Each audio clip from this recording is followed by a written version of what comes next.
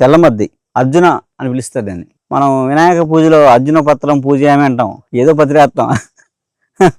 తెల్లమద్ది అని పిలుస్తారండి. దీని లావు చెట్టు బాగా ముదరదై ఉండాలి. ఒక 50-60 ఏళ్ళు వయసు ఉన్న చెట్టుకి, 50 ఏళ్ళు దాటిన చెట్టుకి ఆ బెరడులో మంచి ఔషధ గుణాలు ఉంటాయి. గుండెకి చాలా బలం, గుండె జబ్బులకి అద్భుతమైన మందు ఈ తెల్లమద్ది చెక్క.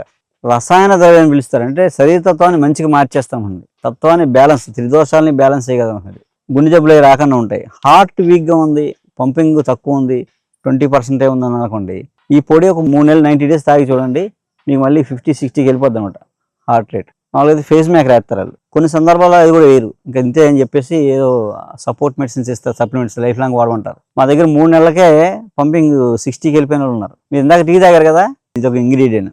తంగేడు పువ్వు, తెల్లమద్ది, సుగంధి పాల.